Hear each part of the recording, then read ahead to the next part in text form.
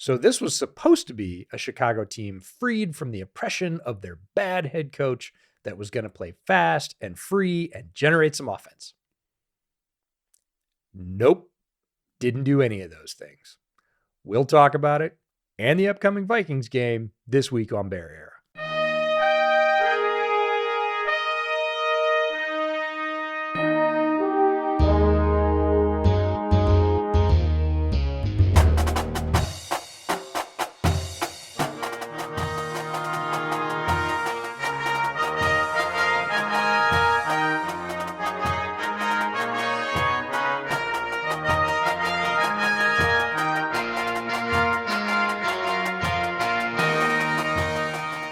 So, Ciaran, that was something. If we're going to talk about all-time fizzles from the Chicago Bears, this one has to rate, not necessarily because of the prominence of the game, but expectations weighed against what actually happened on the field.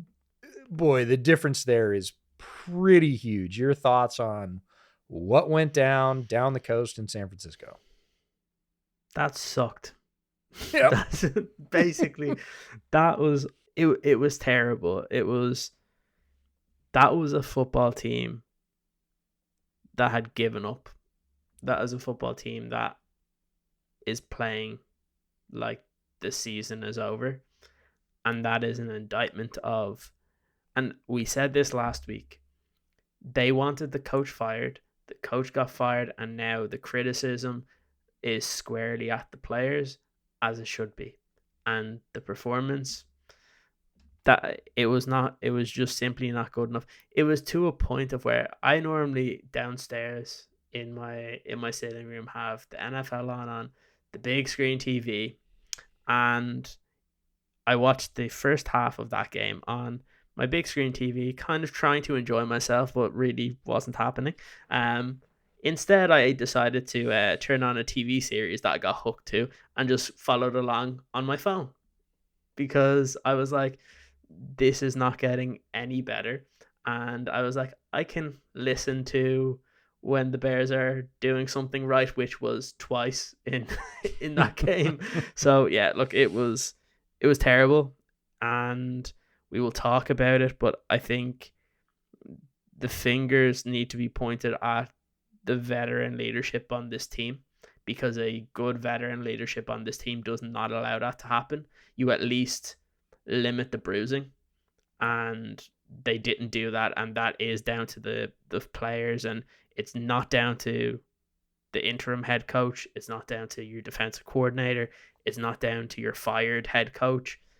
That is squarely at the feet of the players that suited up on Sunday, and it's not acceptable, and it needs to get better. Absolutely has to get better. We will talk about it later in this podcast, but it was embarrassing. It was a very bad loss, and it's a bad look for the organization. It opens up a whole lot more questions, some of which we're going to talk about, but we'll jump into the season summary. First, Bears are now 4-9. Upcoming schedule: Vikings for the second time around, then the second game with the Lions, and then a very hot Seahawks team. So there's a very real possibility this team does not win another game this year. If they play like they did against San Francisco, I'd say that's almost a certainty. Before that game, we were hopeful they might be able to steal one, maybe play the upset. I don't see it happening because of what we talked about and the sort of completeness, the enormity of that letdown after all the buildup, getting the guys you wanted in terms of the coaches, and then coming out just incredibly flat. I did the same thing. I watched the first half here. I usually have the 8-box set up, and by the second half, I was like, I'm going to go get some lunch, and I had it on my phone propped up on the lunch table, and I followed along as I ate best as I could. I prioritized eating and keeping it down, so I didn't watch as closely as I might have. I did go back and watch the whole game. It didn't get any better during the second viewing, so if you can avoid that, I would recommend it. Got to give thanks to our primary partners. We hit another milestone this week. We're now over 800 subscribers. Thanks to all of you. When we get to 1,000, we're going to throw a party. But in the meantime, we can throw live streams now, and you can all participate in those, send us super chats, and things continue to move. So if you haven't subscribed already, please do that. If you have, thank you very much. And thank you to Amich, who sent me this very sharp new Chicago Bears long sleeve t-shirt for the holidays. Love working with them as well. And of course, Blue Wire Podcasts, where you can hear our audio podcasts. That brings us to top trio.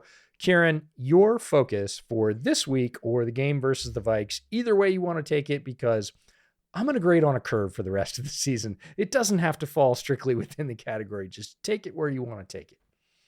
Let's go with the game first. Can they score a touchdown in the first half? That would be nice. Oh, man. That would Slow be nice. starts are maddening with this team. Nate Tice brought it up on social media this week. Like, is somebody going to tell them that the game starts before halftime? Like at this point, Bears fans may as well just not pay attention until the third quarter starts, because it seems like the team don't. And that's really where my focus is on this week, because look, we said this back in after the Commanders game. There's a genuine chance that this team don't win another football game. And we had comments on that saying that that's overly negative and that's probably not going to happen. And what has happened since? They haven't won a football game. And look, should they have won games? Yes, they should have beat the Detroit Lions and they should have beat the Green Bay Packers. But they didn't. And to a point, it does come down to coaching in certain aspects. Obviously, the Detroit game was the biggest gaffe and the coach lost his job because of it. But there's still things that you have to look at, and the players deserve the criticism that they are going to get this week and in the next couple of weeks if it doesn't improve. And I don't know if it's just the lack of effort, if it is just the lack of effort in players that they've just given up on the season, or if it's just a perfect storm of it's Thomas Brown, who 4 weeks ago was a passing game coordinator, then becomes the offensive coordinator, and then suddenly is the head coach and has all these other extra responsibilities, or having your defensive coordinator call plays for the first time because your head coach gets fired, or everything in between, and you're coming up against a San Francisco team that, despite them not playing to the best of their ability prior to this game, that's still a good football team. That's still a football team that has made the Super Bowl 2 of the last 3 seasons. And they have arguably a top 3 head coach in the National Football League. And he showed why. He got that team ready to go. And you could tell within the first 5 minutes how that game was going to go. And I just think even if the Bears were at the top of their game and won games and were edging towards the playoffs, I don't think they match up well against the San Francisco 49ers regardless. So my thought process when I did the same thing as you did, I went back and looked at the game and it was pretty ugly. But my thought process on this was like, it's more of, is it just that perfect storm of everything coming against this football team? And that's just what happens, the added responsibility for some of these guys, some of the coaches, players getting used to this. Or is it simply down to the players lacking that effort and lacking that leadership to actually kind of have a bit of pride and go out and perform? And we are going to find that out, because if they do perform again like the 49ers, honestly, that's where I do think that maybe not ownership, but the likes of Kevin Warren, Ryan Pauls, the front office, they actually have to pay attention to these players now. Who is actually putting in the work? I don't care if you're a second-round draft pick, a first-round draft pick, a highly paid free agent. If you're going out there and playing like crap and showing like you do not care, I'm fine with letting those players go. Because if you don't have the effort in the bad times, when this team is struggling, when this team actually needs you to perform, then you don't deserve to be here when they start to turn it around, because that is a big problem. We talk about the culture and we say that, oh, it's all because of Eberflus. It's not because of Eberflus. The culture is built through the locker room. Like, we always heard about it with Lovie Smith. He was a leader in a different way, but he empowered the locker room. But the way the locker room worked during that period was not toxic. They worked together. They had their leaders, but those leaders made everybody come in line. The best sports teams in any sports, it is, and Caleb mentioned this early in the season, the best locker rooms are led by the players. But the problem is, if the players do not come in line, and if you can't get certain guys in line, the locker room is dead. And that's where this locker room is right now. You have guys that are not listening, that do make the same mistakes again, and cost this football team. And really, until that gets fixed, and the only way for me, I think it gets fixed, is you have to weed out the trouble.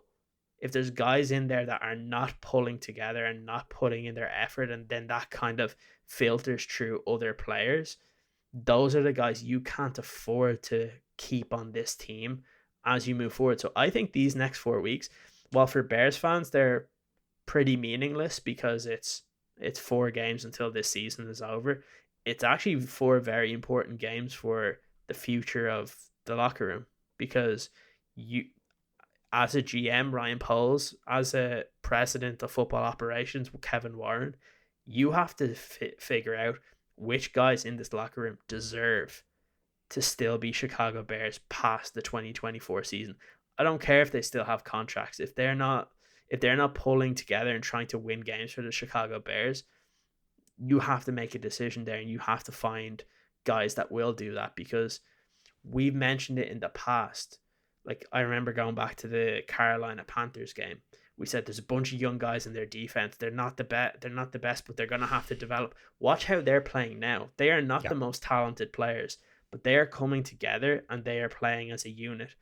This team is not doing that. This is a bunch of individuals going out there and playing. And that's where this needs to change, and that's where ownership and the front office really has to pay attention these next 4 weeks. Yeah, Poles has over and over again stressed his culture and building culture and doing the right things for the culture. The culture is not great right now for a lot of the reasons that you talked about.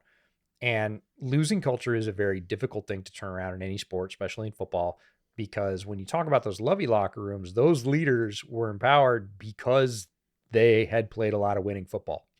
They had played a lot of dominant football. They were at the top of their profession, many of them. They were Pro Bowlers and all pros, some of them. And so they were the voice that when young players or new players came into the organization, yeah, you're going to listen to those guys because they've had success and they've been recognized by their peers as some of the best players. And if you don't have that locker room, Bears clearly don't right now, it's very difficult to find those leaders. And you do, in the meantime, in the interim, just need to take sort of, we'll call it the Carolina Panthers route, because I agree with you, that defense, although it hasn't added any talent throughout the season, is playing much better at this point in the season than they were in the beginning of the season.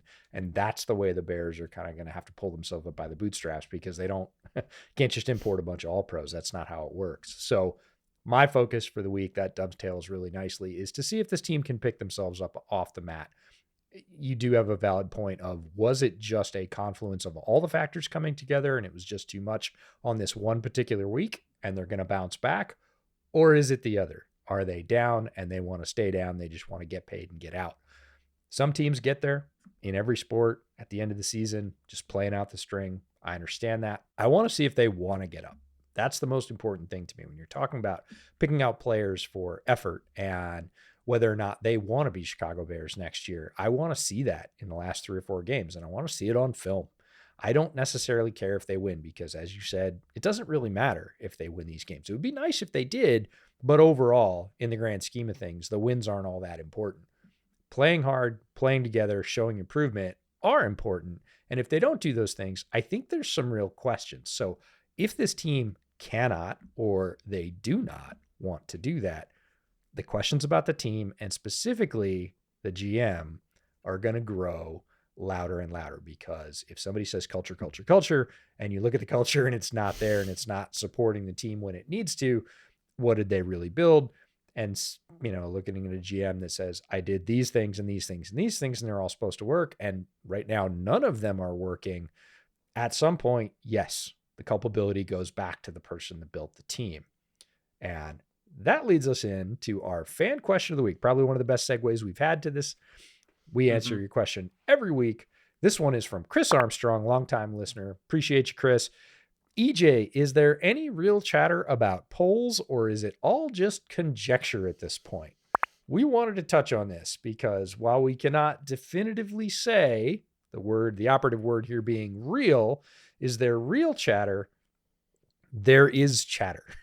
We can both confirm that. A lot of people are talking about this, some people that matter. How real is it? How much weight does it carry? That we can't say, and we're not going to say. That's not our place to say. If you're asking whether or not people are talking about Ryan Poles' future in very different terms than they were talking about it a couple of weeks ago, in terms of openly questioning it, yes, that is occurring. Is that the decision makers? Are those the people that carry weight? We're not here to say that. We are here to say that there's chatter. Ciaran, what have you heard? Yeah, it's a really complex situation.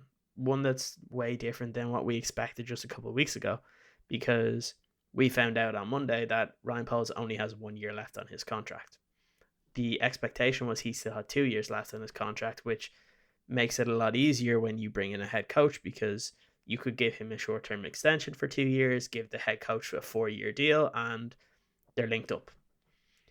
Well, now it becomes a little bit trickier, because you're now having to give him a 3-year extension, because you can't allow a GM to remain with 1 year left in their contract, because simply a top of the range head coach will not join your football club if that is the case.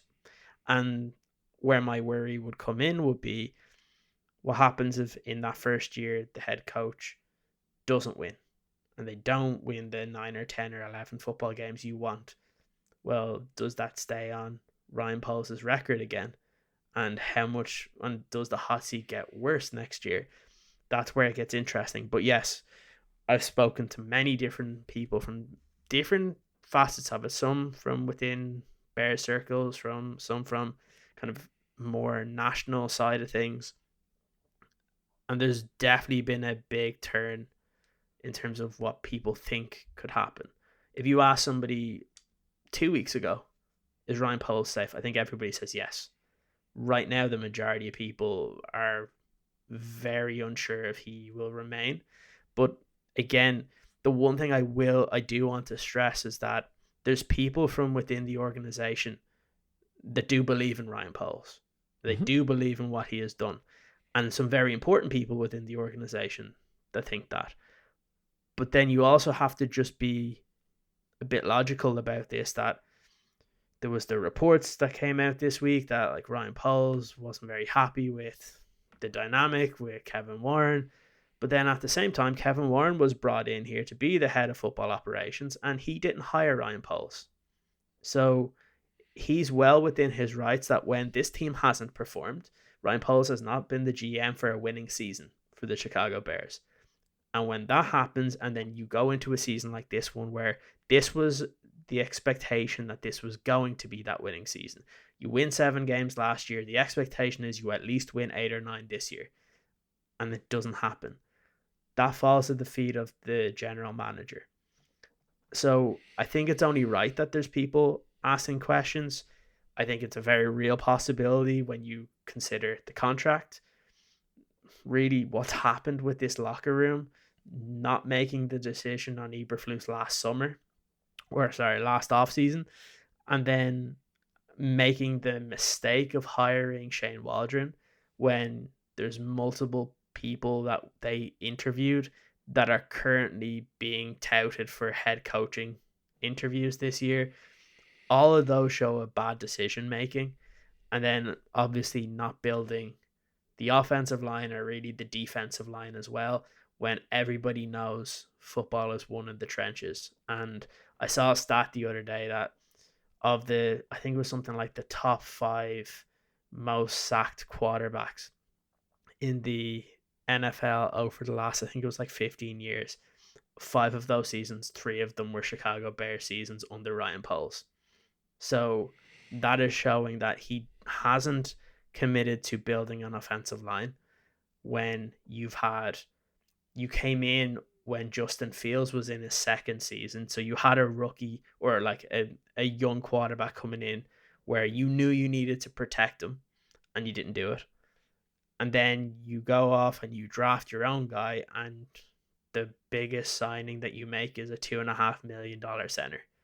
Like, those are big mistakes, and mistakes that do cost you the job. And ultimately, I think the biggest thing that is going to affect him is everything that's happened within the locker room. It's not just the Eberflus that because he was going to get fired at the end of the season. The fact that George, Kevin, and all of them had to get rid of him during the season, I think that's a big black mark on Ryan Poles, because for all the people that like him within the organization, I find it hard to believe that George is happy that he was put in a position to fire a head coach mid-season, because I think if he had an opportunity, he didn't want to do that. He would rather it be at the end, because to be fair to him, he does put family first. It may not be the best, but what he does try and do is he tries to think of the people there, and if somebody's getting fired, to allow them finish off the season and then just say goodbye at the end. And he was put in that position where they had to fire him, and ultimately that falls at the feet of the head coach. And there was plenty of times that Ryan Poles could have put ahead a convincing argument that we need to move on, and he didn't do it, or he didn't do it enough to convince ownership to make that move. And I think that is a big thing. If you're the general manager and you want a head coach gone, and that doesn't happen from ownership, well, then you should say you want to go, because that just shows that you aren't being listened to. I don't believe that that's the case. I believe Ryan Poles didn't want Matt Eberflus gone at the end of last year. And I know everybody's going to have been trying to put stuff out that he wanted him gone, but I think those stories are fake.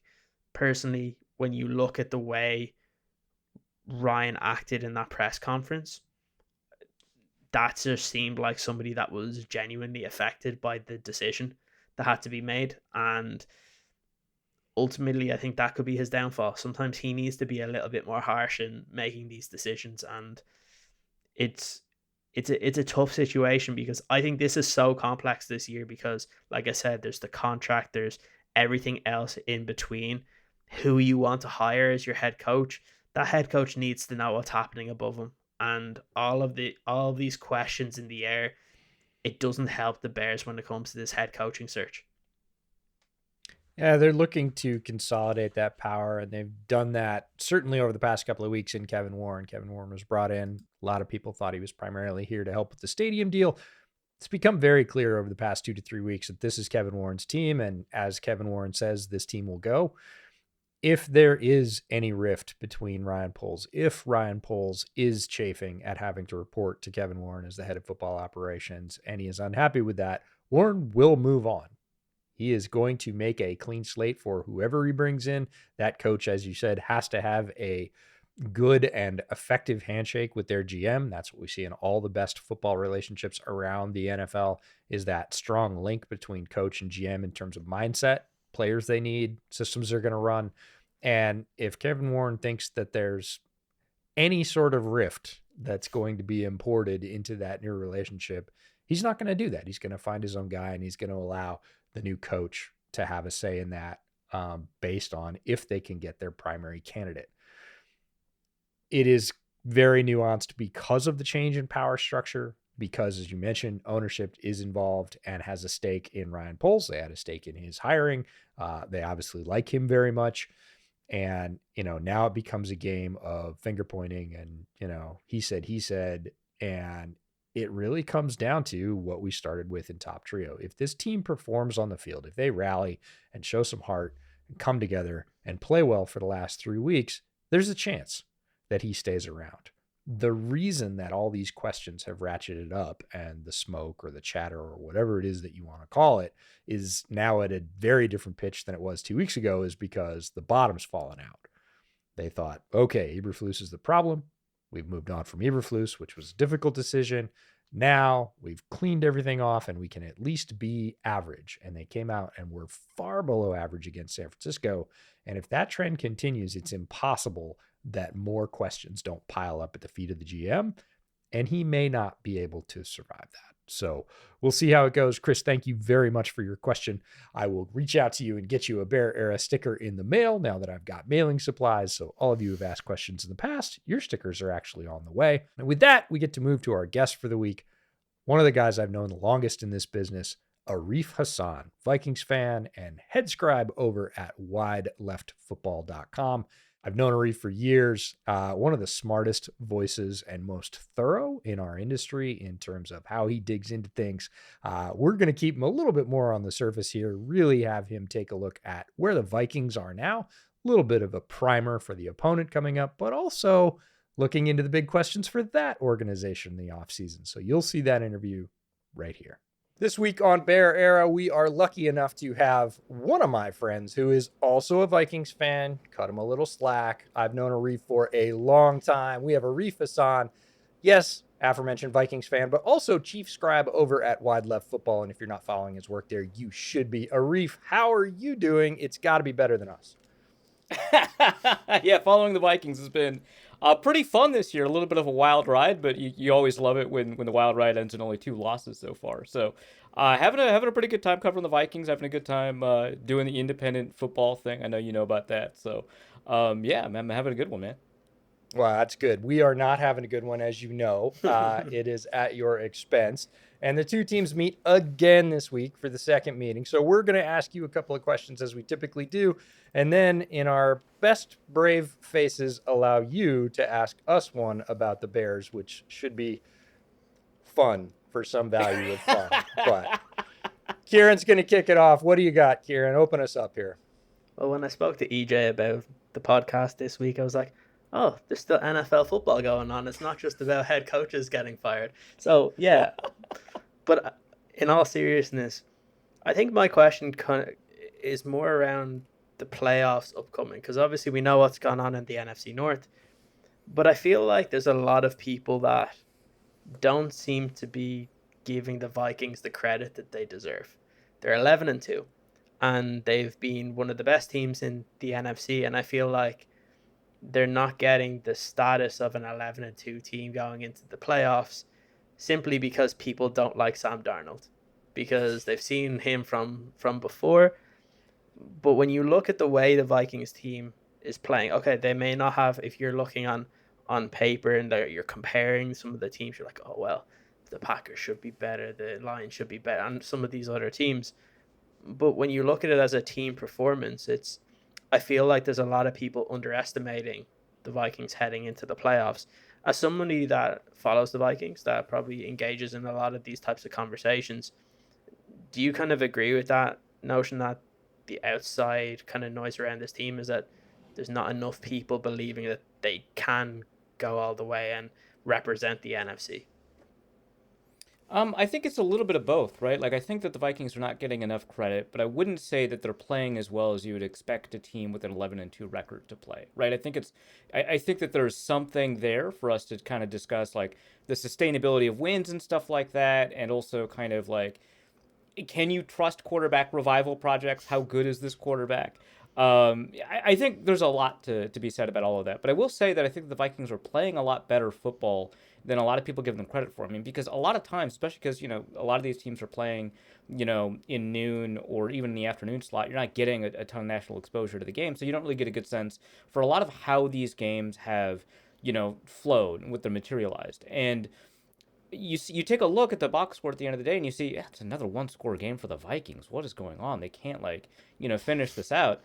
And that's fair, right? 1-score games tend to regress, but if you look at how these games have turned into 1-score affairs, it doesn't follow kind of the script of a close game. In a lot of these games, the Vikings are 99.9% chance of winning with 5 minutes left. That's not really a close game. A lot of these are like garbage time touchdowns, right?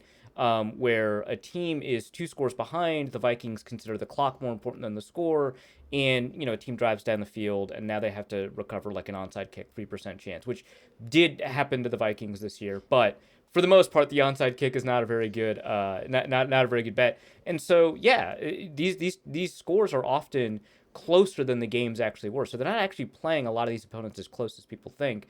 Darnold is playing really outstanding football. I think that there's a good reason for us to be maybe a little bit skeptical that that's not going to last. And if he was good in every single game this year, I would say, hey, kind of relax, just kind of give him the grace that you gave Geno Smith, right? But I don't know that he's been as good as consistently as you might hope. He's coming off of maybe the best game of his career. He's coming off a really fantastic game and coming off a really good stretch of games, so maybe we've kind of figured it out. But there was kind of this 4-game stretch this season where he was not playing really great football. Maybe still better than what he was with the Jets, but not great. And, 2 of those games were wins. It's also where the 2 losses came from.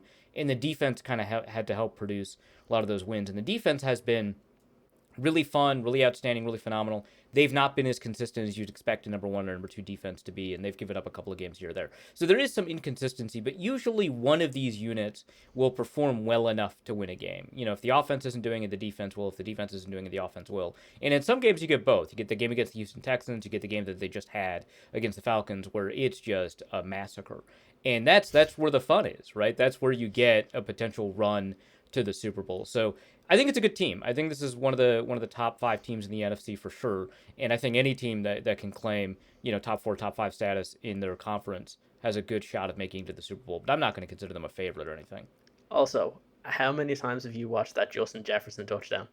Oh my gosh. Oh my gosh. That might be the funniest touchdown I've ever seen. It is wild. Well, it's just like a lot of these touchdowns this year have just been like, what is happening? And usually to the opponent, which is nice. But like, this defensive back has fallen down, and seeing defensive backs fall down, going all the way back to like having Stephon Diggs on the roster, it's been a nice thing to see on the offense, to see receivers consistently embarrass these cornerbacks, right? But man, it's just the random underthrow, ball popping in the air. It's fine. Don't worry about it.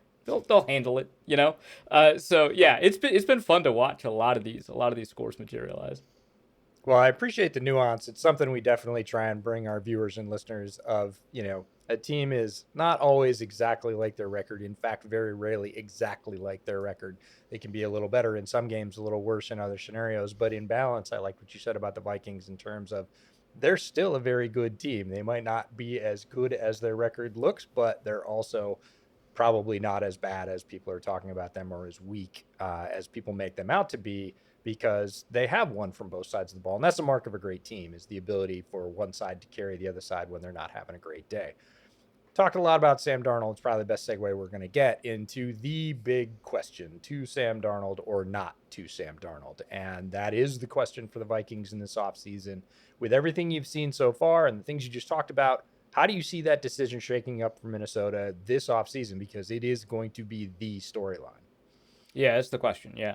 I don't think that they're going to extend Sam Darnold. Now, if they win a pair of playoff games or more, that changes, right? Like, sure. It's just hard for you not to. But I think that until you get there, you can just chalk it up to, hey, man, they turned this guy around. They made him a promise, right? Like at the beginning of the season, a lot of these players gathered around this rallying cry: get Sam Darnold paid. Which I love the idea, right? That a bunch of people are like, we got to get this guy paid, and that's what they're doing. And I think that like if you do something like franchise him or something else, you don't really kind of honor your commitment to a lot of the players, including of course Sam himself. And I think that's dangerous. You don't want to build a team culture where you're constantly rug pulling. Like I understand the NFL is a business, and when things change, you kind of adapt to that. But you don't want to build a culture where you're not keeping a lot of the promises that you make. And so I think that's part of it. But I think also part of it is just how outstanding of a coach Kevin O'Connell is, that he can be confident that when he brings in a quarterback, that he can get the most out of him. We saw that not just with Kirk Cousins and Sam Darnold. We saw it with like Joshua Dobbs and Nick Mullins, right? Mm-hmm. Like there's a lot of good quarterbacking going on which it's been a long time since I've said, you know what, I don't know what quarterback decision they're going to make, but I'm going to trust them. That's not really like a Minnesota quarterback. Like it's just like, hey, there's another veteran Pro Bowler on the market. You should probably just sign him, right? Like it feels like what's been kind of the best strategy for them for a while. And now they can finally select a quarterback on their own. And I think that whatever decision they make, I think that there's going to be a good reason to make it. They're incredibly high on JJ McCarthy. They're outstandingly high on him.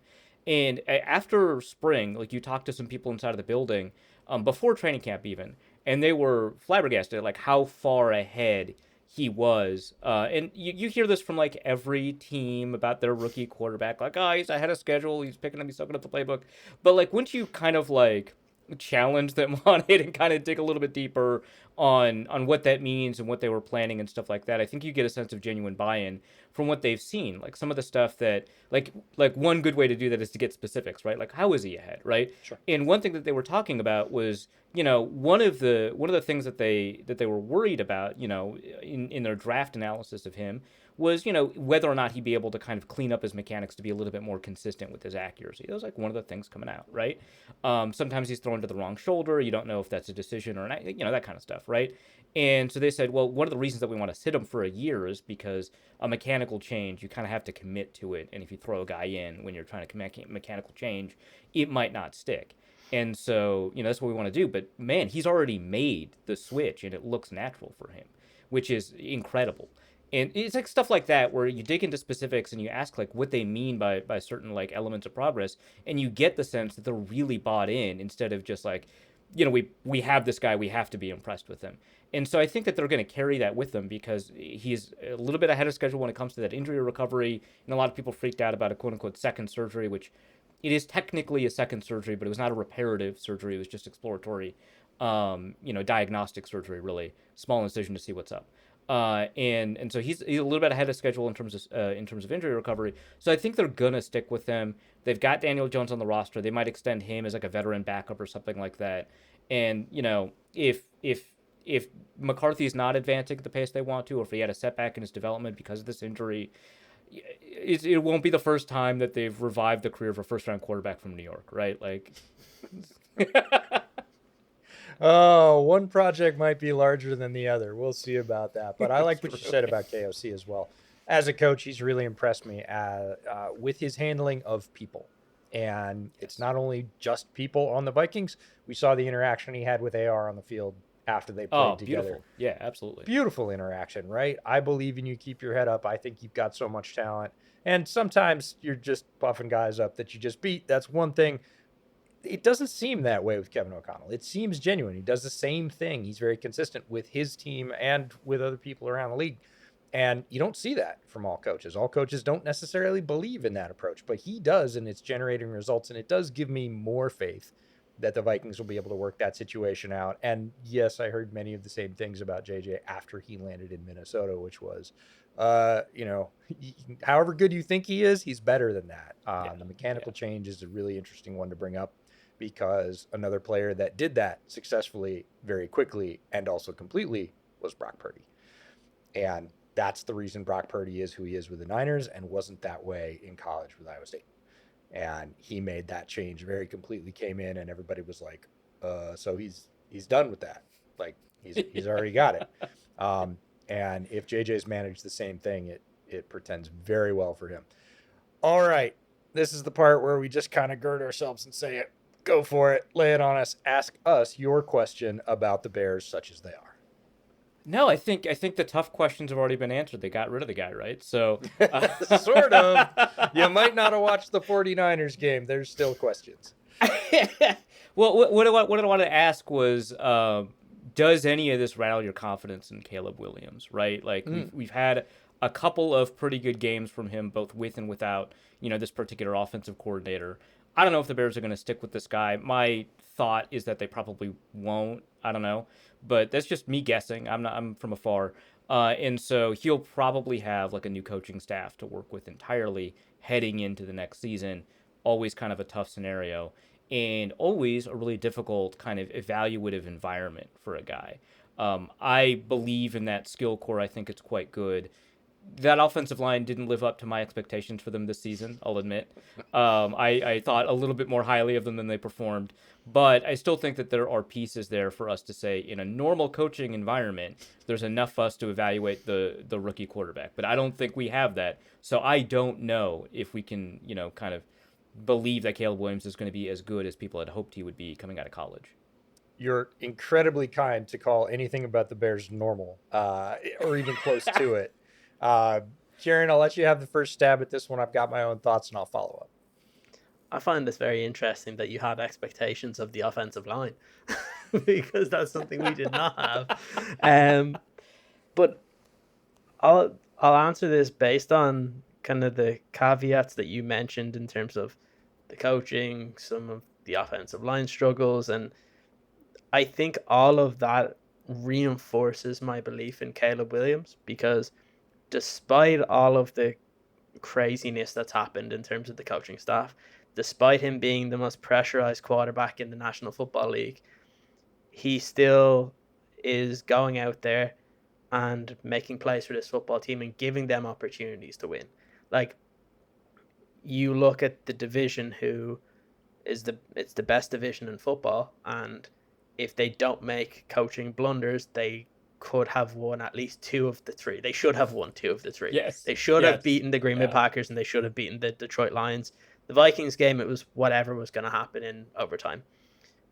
But that gives me more praise for Caleb Williams, that when it matters most, he makes plays and he puts the team kind of on his shoulders and tries to rile his guys forward, despite the fact that he's getting sacked at an insane clip, which that is the biggest problem with this football team. Whoever is the coach or whoever is the GM or whatever happens, they have to fix that offensive line and just make it average. Because if they can do that, Caleb has shown that he's good enough to be able to bring you forward. We've always asked for in Chicago, can you get a quarterback that'll throw a 3-to-1 touchdown to interception ratio? Well, he's been doing that. I think he's at like 16 or 17 touchdowns and like I think it's 5 or 6 interceptions, and hasn't thrown an interception since week 5.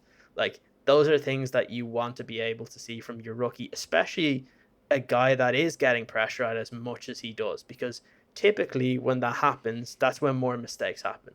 Like, we talked to Taylor Kynes a couple of weeks ago in terms of the New England Patriots, and the biggest thing that they're kind of coming out and trying to stop Drake May from doing is he keeps turning the ball over, and that's something that the coaching staff have been saying he needs to fix, and he has shown good points. But that's something that Caleb has put forward, that he is protecting the football despite everything. He's still on course to get whatever it is, 3,500 yards, and I think probably in course for like 22 or 23 touchdowns.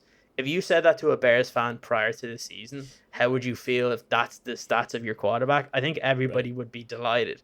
I think context is just so important when we look at this, is that there's a lot of people that criticize him, and I don't understand it, the entire reason why, because I feel like the people that criticize him prior to the season even beginning, and don't actually look at what has actually happened in the games, what he's doing, and how he's trying to lead from the front when realistically it has been a crap show all year, both within the locker room but everything else and around him. And the fact that he's been able to have success in that environment gives me a lot of confidence that moving forward, if you can fix that environment and get a competent head coach in here and a competent coaching staff, you should see his levels even increase from this season. Yeah, I would agree with most all of that. The offensive line does need to be fixed, and I think what people don't realize is inconsistency on the offensive line is just as bad as failure, because when Caleb drops back, he has no idea if protection's going to hold or not. And early on in the season, that was a 50% clip. It was literally a coin flip. Am I going to get protected this time or not? And he doesn't know which is which. So there were a lot of people that were jumping on the bandwagon saying, well, even when he gets protection, well, he didn't know protection was coming that time versus the other time. And the play before that, he had a defensive tackle in his face in 1.5 seconds. So he doesn't know that that's not going to happen again. And he is, despite all that, just like Ciaran said, pushed back against that. And sometimes we see him even sort of over-indexing in terms of, nah, they told me not to throw interceptions. They told me to stay in the pocket. I'm going to do that. I'm going to be coachable. I'm going to follow the plan, right? Even if the plan, as we've seen from Waldron, was not very good.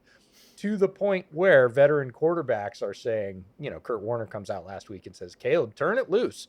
Like, let it go. You're really good at it. Just trust your instincts. Like, at this point, you just need to turn it loose because you can, and it'll make things happen. So we see Caleb sort of pushing into some of the things that aren't necessarily his strengths just to prove he can. And I think if you do get a new coaching staff in, the offensive line is stabilized. It doesn't have to be quote unquote fixed or top 10. It just has to be average. It has to be consistent. And if they can make it that, give him a decent plan in terms of having his receivers spaced out, really basic offensive stuff, and he gets used to that, I think we'll see a much more comfortable Caleb Williams, and I think the coaching staff will turn him loose, much like LaFleur has done with Love in Green Bay. Hey, if you throw a couple of picks, I'm fine with it because you're probably going to throw 2 touchdowns while you're at it. So, I'll take a 2-to-1 touchdown interception ratio if you're taking some chances down the field because you're skilled enough and you can pay it off. And we haven't really been able to see that because of gestures wildly at everything. Like the offensive line, the lack of coaching, the drama in the locker room, all of that. But we have still seen high highs from Caleb. We've still seen incredible playmaking, great movement in the pocket, things that you just sort of can't buy when you're drafting a quarterback. Some of the playmaking he has is just instinctual. Like it is just wired into his DNA, and we're going to see that no matter what. And if we can get some more basic stuff cleaned up, I think you're going to see him ascend. So I don't really have questions about him. Questions about him succeeding in this environment? Sure. And it's more about the environment than it is about him. So clean up the environment a little bit, and I think you'll see a fine result. So we'll see how it goes. But it's going to be fun to watch either way, and he's certainly the best quarterback that I've seen in Chicago in a very long time. Not a wonderful bar to... No, it's basically like stepping over a broomstick on the floor, but he's done that. So at least. You got to pass the first test to pass the next one. Yeah, no, for sure. A lot of people haven't been able to do that, so they trip on the broomstick. He's well over that. So no Tyson Bagent mutiny then is what... Not from us. You will find it in the fan base. Not from us. I would love to say there's none because that would make me feel better about my fandom. As with every fandom, there is some of that. And if anything, it's useful to identify the people we don't need to listen to. In the preseason, the preseason there was the Austin Reed hype. So let's just say that. Sure. There's it's crazy. It's very. I think Bears fans are so. We always call it PTSD, but I think there's a lot of fans that just can't be comfortable with your starting quarterback and just have to love the backup. We saw what Tyson Bagent was last year. He throws the same interceptions every single game. So, I think people need to calm down. You bring up a good point that there is a lot of wanting in the fan base, and we saw it with Thomas Brown, right? The next great hope, right? Oh, he's created some offense that's looked competent for 2 weeks. He should be the head coach, and you're like, whoa. I saw that after one game, not just from random fans, but from from people writing about the Bears. Yep. So again, you're so hungry. It's like giving starving people food. When you give them a little bit of success, they're like, that's it. That's what we want. And you're like, that's better. But again, as you said, the bar's really low. Let's see how it goes in comparison because the same things apply for all football teams. And you know this. Yeah. If you don't play well in your division, you're not going anywhere. If you're the third best team in your division, you're typically not going to the playoffs. And that's that. You're just not going to be a playoff team. So, yes, baby steps to get over being completely incompetent, but that doesn't mean that you're awesome and should just lock it in. So, we'll see how it goes. But either way, Arif, thanks so much for spending time with us today on Bear Era. Very happy to have you on. I will see you, sounds like both at the Shrine Bowl and at Combine, so a couple of times this year, which is great. Yeah. Because never often enough. Tell people where they can find your stuff. Yeah, so you can find me over at Wideleft.football. That's where essentially everything is, but I do have a podcast, the Norse Code podcast. I'm also on the Minnesota Football Party. It's part of the Locked On Network. And I've got 60-Minute Drill, which is less about the Vikings and more about just kind of exploring the culture of football with some people who aren't as familiar with the ins and outs of the NFL as the three of us are. So it's a lot of fun. That's awesome. All great projects. We'll put links down in the description. Arif, thanks so much for spending time with us today. Thanks for having me. Always great to have Arif on. One of my favorite people in this business. I always learn something when I listen to him. I know you've had him on your other podcast as well, Ciaran. So happy you could come on short notice. Yeah, he's excellent. My first impression of Arif was a terribly nice guy. And then from talking to him over the years now, he's you couldn't ask for a better guy to talk football with. He is engaging, he's fun, he's so welcoming with his time, and he's very welcoming to when you look at people kind of talking with him online. He's a good little joke in there, which is nice, but he's one of the top guys especially when you talk about kind of the Vikings and stuff. the way he talks about his football team, I really appreciate as someone who is an outsider looking into that Vikings team. And you have to give him a lot of credit with a lot of the work that he's doing, because I don't know how he does so much. One of my favorite things about Arif that I'm always reminded of whenever I get to interact with him, whether it's in person or online like this, is how much he laughs, just genuinely laughs. And I love that about him. So somebody else that makes us laugh occasionally is our super producer, Mike Mercado. This week, we've got him back on the mic. This is Mike on the mic. Thank you, EJ and Ciaran. And Bears fans, we have our first rematch of the season as Chicago heads to Minnesota on Monday Night Football. Now, it's just a few weeks back that the Bears lost to Minnesota in overtime after coming back from behind, recovering an onside kick, hitting a field goal at the end of regulation to give it up in overtime. But a lot of things have changed since that game. The Chicago Bears have a new offensive coordinator in Thomas Brown, who is now the new interim head coach because Matt Eberflus has been fired since that game against Minnesota, which means Eric Washington is the new play caller on defense. So what is the path to victory for the Chicago Bears this time around? I think it comes down to the coaching matchup. We have learned more than ever this season in the NFL. Not only does talent win games, but great coaching does. And we're going to see Eric Washington take on Kevin O'Connell and his offense. Now, if you forgot what happened in that game in Chicago, Sam Darnold went 22 of 34 for 330 yards and 2 touchdowns with no interceptions. Justin Jefferson was kept in check, only 2 catches, 27 yards, but Jordan Addison absolutely went off. 8 catches, 162 yards, and a touchdown. While Aaron Jones, who did give up a fumble, had 22 carries, 106 yards, and a touchdown. Eric Washington is going to have to put his defensive players in the best position against one of the best offenses in football. And Thomas Brown has the same duty on the other side as he takes on Brian Flores and that tough Minnesota defense. Now, Chicago needs to find a way to put up more than 10 points in 3 quarters of football. They need to find a way to put the ball in the end zone and keep momentum on offense. There's 2 ways the Chicago Bears are going to win this game. Their coaching coaches them up in the red zone, and they prevent big plays and big touchdowns on defense. And on offense, they're able to convert in the red zone and put up 7 points against a high-power team. That is the way the Chicago Bears find a victory and this losing streak in front of the world on Monday Night Football for the ultimate test for this coaching staff. And that is what we are highlighting here on Mike on the Mic. Now back to EJ and Ciaran. Good to get Mike back in the saddle again this week. We had our roundtable last week, so we skipped Mike on the mic. We heard about that from all of you. Mike is back in the program as always. And our team here at Bear Era is wishing you all a very happy holidays as we cruise towards that.